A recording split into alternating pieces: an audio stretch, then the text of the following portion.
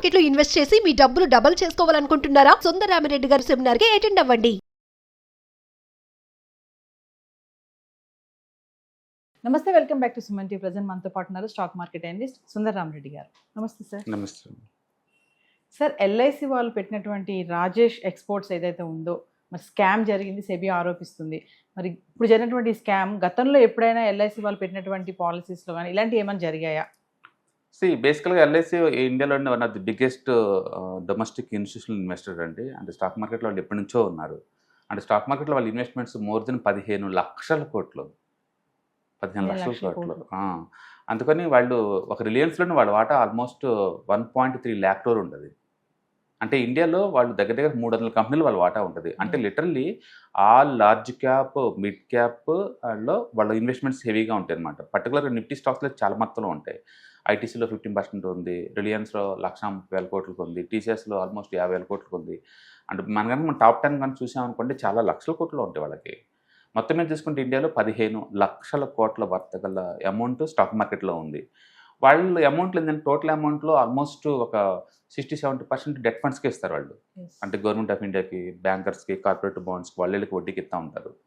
And కొంత ఏమో stock మార్కెట్లో ఇన్వెస్ట్ చేస్తూ ఉంటారు. అందుకని వాళ్ళు ఏంటంటే లాంగ్ టర్మ్ పాయింట్ ఆఫ్లో డివిడెండ్ బాగా ఇచ్చే కంపెనీలు ఇన్వెస్ట్ చేస్తారు.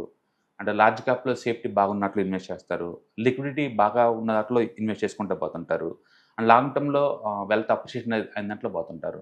అందుకని వాళ్ళు లాంగ్ టర్మ్ చూసుకొని ఇన్వెస్ట్ చేస్తారు తప్ప షార్ట్ టర్మ్ మార్కెట్ ఫ్లక్చుయేషన్ పట్టించుకోరు. అందుకని మనం టైం టు టైం చూసుకుంటే 1 వీక్లో లాస్ ఉండొచ్చు, 1 మంత్లో లాభం ఉండొచ్చు, మళ్ళీ 3 మంత్స్ లాస్ ఉండొచ్చు, ఇట్లా ఉండొచ్చు. But long term point of డెఫినెట్గా ఎల్ఐసి వాళ్ళు ఇన్వెస్ట్మెంట్స్ వాళ్ళ స్టాక్ మార్కెట్లో బోల్డంత వెల్త్ క్రియేట్ చేశారు వాళ్ళు. అందుకని ఇప్పుడు రాజేష్ ఎక్స్పర్ట్స్లో వాళ్ళ వాటా 10% కాబట్టి ఎలిగేషన్స్ వస్తుంది. వాళ్ళు పెట్టిన 300 కంపెనీలో ఏదో ఒక దాంట్లో వస్తూనే ఉంటుంది ఏంటి అలాంటి. మొన్నటిదాకా అదాని అన్నారు, అదాని గ్రూప్లో వాళ్ళ స్టాక్స్ ఉన్నాయి కాబట్టి వాళ్ళు ఇప్పుడు అదాని ఆల్ టైమ్ హైకి వెళ్ళిపోయినాయి. అంటే బీవచ్చిన హెల్త్ క్రియేట్ చేసినాయి కదా ఇప్పుడు. ఈ సంవత్సరం నెంబర్ 1 అంటే ఇండియాలో కార్పొరేట్ గ్రూప్స్లో ఎక్కువ ప్రాఫిట్ ఇచ్చిన గ్రూప్ ఏంటంటే అదాని వాళ్ళే. ఎందుకంటే అన్ని స్టాక్స్ ఆల్ టైమ్ హైలో ఉన్నాయి. Adani power, Adani ports, Adani enterprise, ఇవన్నీ కూడా. కాబట్టి మేజర్ బెనిఫిషియరీ ఎవరంటే డెఫినెట్గా ఎల్ఐసి వాళ్ళు కూడా ఉంటారు ప్రమోటర్తో పాటు. అందుకని ఎలిగేషన్ వచ్చినప్పుడల్లా నువ్వు వేస్ట్ అని చెప్పడం, మళ్ళీ మార్కెట్ ఆల్ టైమ్ హైకి రాంగ్, నా స్టాక్స్ నువ్వు సూపర్ అంటావు, ఇలా కాదు. వాళ్ళు లాంగ్ టర్మ్ పాయింట్ ఆఫ్లో చూసుకుంటారు. షార్ట్ టర్మ్ పాయింట్ ఆఫ్లో ఈ ప్రైస్ అప్ అండ్ డౌన్ వచ్చి అలిగేషన్స్ వస్తూ ఉంటాయి. అయితే ఇప్పుడు రాజేష్ ఎక్స్పర్ట్స్లో ఫస్ట్ టైం అంటే లేదు, ఇలాంటి స్కామ్స్ వచ్చి కంపెనీ ఇన్వెస్ట్మెంట్స్ జీరో అయిన చాలా ఉన్నాయి. మనం చూసుకున్నాం అనుకోండి, జెట్ ఎయిర్వేస్ జీరో అయిపోయింది. దాంట్లో ఎల్ఐసి వాళ్ళ పొజిషన్ మొత్తం జీరో అయిపోయినాయి. అలాగే డిహెచ్ఎఫ్ఎల్, దివాన్ హౌసింగ్ ఫైనాన్స్ కంపెనీ, అది జీరో అయిపోయింది. అంటే రాకేష్ జుంజా వాళ్ళు కూడా 6% ఉంది, అందరు జీరో అయిపోయారు. అండ్ వక్రాంజీ, ఓకే, తర్వాత Reliance Capital, and Sintex Industries, and Satyam Computers, and Amtek Auto, Alok Textiles, Videocon Industries, ఇలా మనం చెప్పుకుంటూ పోయామనుకోండి మేబీ 20-30 కంపెనీలు జీరో అయిపోయి ఉండొచ్చు. ఏది ఎల్ఐసి వాళ్ళు ఇన్వెస్ట్మెంట్ చేసినా సరే. దాని మీనింగ్ ఏంటంటే వాళ్ళు లాంగ్ టర్మ్లో 200-300 కంపెనీలు ఇన్వెస్ట్ చేస్తూ ఉంటారు. కొన్ని మల్టీ బ్యాగర్లు అవుతుంటాయి, కొన్ని జీరో కాల్ ట్రావెల్ చేస్తుంటాయి. బట్ ఎప్పుడైనా ఒక కంపెనీ ఫ్లాప్ అయినంత మాత్రం దాన్ని బోతద్దులం పెట్టేసేసి మీరు ఫ్రాడ్ చేస్తున్నారు, మోడీ గారు చెప్పారు కాబట్టి మీరు ఇన్వెస్ట్ చేశారు అలా అంటాం వేస్ట్. ఇండియాలో ఏంటంటే ప్రతి కార్పొరేట్ గ్రూప్కి వాళ్ళు ఓన్ పాలసీ ప్రొసీజర్లు ఉంటాయి. అందరూ వెళ్ళిపెట్టరు. రైల్వే వాటిలో ఈ ఎల్ఐసి వాళ్ళు ఎందుకు వెళ్ళిపెడతారు, ఎల్ఐసిలో ఇంకో వేరే వాళ్ళు ఎందుకు వెళ్ళిపెడతారు, అట్లే ఉండదండి. ఎవరి డెసిషన్ మేకింగ్ వాళ్ళే తీసుకుంటారు. అందుకని గవర్నమెంట్ ఏదో చెప్పింది కాబట్టి ఎల్ఐసి వాళ్ళు పెట్టారు అనుకోవడానికి ఏం లేదు ఇక్కడ. వాళ్ళు టోటల్ ఇన్వెస్ట్మెంట్ ప్రాసెస్లో భాగంగా కొన్నిట్లో పెట్టుకుంటూ పోతూ ఉంటారు, కొన్ని ఫ్లాప్ అయి ఉండొచ్చు అప్పుడప్పుడు ఇట్లా.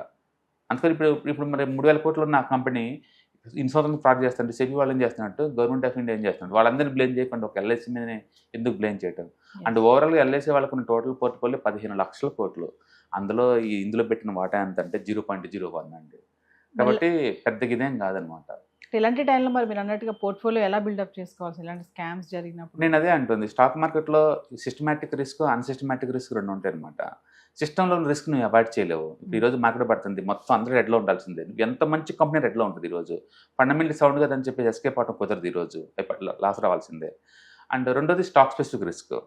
స్టాక్ స్పెసిఫిక్ అలాంటి బ్యాడ్ న్యూస్ వచ్చింది అనుకోండి, కొలాప్స్ అయిపోతుంది రోజుకి. అందుకని మీకు మార్కెట్ రిస్క్ తగ్గాలంటేనేమో డిఫరెంట్ అసెట్ క్లాస్లో పెట్టుకోవాలి. మీరు ఒక అసెట్ మీద ఫోకస్ చేయకూడదు, డిఫరెంట్ అసెట్లో పెట్టాలి. అండ్ విత్ ఇన్ ద మార్కెట్లో రిస్క్ తగ్గాలంటే ఒక స్టాక్లో పెట్టకుండా ఒక 10 to 20 స్టాక్స్లో పెట్టారనుకో రిస్క్ డైవర్సిఫై అవుతుంది అనమాట. అందుకని స్టాక్స్ ఇండివిజువల్గా ఎప్పుడు రిస్కే. ఎందుకంటే స్టాక్ కొంటే స్టాక్ ఓన్ రిస్క్ ఉంటుంది, మార్కెట్ రిస్క్ ఉంటుంది. అది కాక నేను ఈటీఎఫ్ మ్యూచువల్ ఫండ్లో పెట్టాను అనుకోండి, ఓన్లీ మార్కెట్ రిస్కే ఉంటుంది. స్టాక్ స్పెసిఫిక్ రిస్క్ మనకు ఉండదు. Yes. అందుకని ఎల్ఐసి వాళ్ళు వాళ్ళే it self the domestic institution investors. వాళ్ళు 300 కంపెనీలు ఇన్వెస్ట్ చేస్తారు. హెవీ అమౌంట్ ఎప్పుడు లార్జ్ క్యాప్ ఇన్వెస్ట్ చేస్తారు వాళ్ళు. అండ్ డెట్ ఫండ్స్లో బీభత్సంగా ఇన్వెస్ట్ చేస్తారు. అందుకని వాళ్ళ పాలసీ హోల్డర్కి వాళ్ళ ఇన్వెస్టర్కి వచ్చిన దండగేం లేదండి. అది అంటే ఇంపాక్ట్ ఏం పడదంటారా? ఉండదు అనే బదులు 0.01% ఉంటుంది అంటే బెటర్ ఏమో, ఉండదు అనే బదులు. బట్ నేను అంటుంది చరిత్రలో ఇది ఫస్ట్ ఏం కాదు. నేను అంటుంది చరిత్రలో ఇలాంటి జెట్ ఎయిర్వేస్ దివానా తీసింది కదా, దివానా హౌసింగ్ ఫైనాన్స్ అయిపోయింది, వీడియోకాన్ ఇండస్ట్రీస్ జీరో అయిపోయింది, ఇలా జీరో అయిపోయిన చాలా ఉన్నాయి. అందులో ఎల్ఐసి వాళ్ళు ఒక్కళ్ళే ఉన్నారంటే చాలా మంది ఉంటారు కదా, మ్యూచువల్ ఫండ్ కంపెనీస్ కూడా ఉంటాయి కదా. దాని మీనింగ్ అంటే కొన్ని స్కామ్స్ మనం అవాయిడ్ చేయలేము. బట్ రిస్క్ మేనేజ్మెంట్లో ఈచ్ కంపెనీ మీద ఎక్కువ ఇవ్వకుండా ఉంటే రిస్క్ తగ్గిద్ది అనమాట. Yes. Thank you, sir. Hi, one day class room ఎన్విరాన్మెంట్లో ఆఫ్లైన్ వెబినార్ జరగబోతుంది.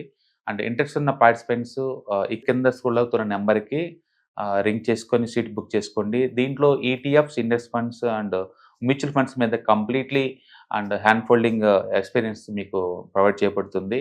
దీని ద్వారా ఏంటంటే మనం ఎసెట్స్ని స్టాక్ మార్కెట్లో ఎలా మేనేజ్ చేసుకోవాలి, ఎలా గ్రో చేసుకోవాలి, ఎలా ప్రొటెక్ట్ చేసుకోవాలో అంటే ప్రాక్టికల్గా నేర్చుకుంటారు. కాబట్టి ఇంట్రెస్ట్ ఉన్న పార్టిసిపెంట్స్ కింద స్క్రోల్ అవుతున్న నెంబర్కి పింగ్ చేసి సీటు రిజర్వ్ చేసుకోండి. Thank you.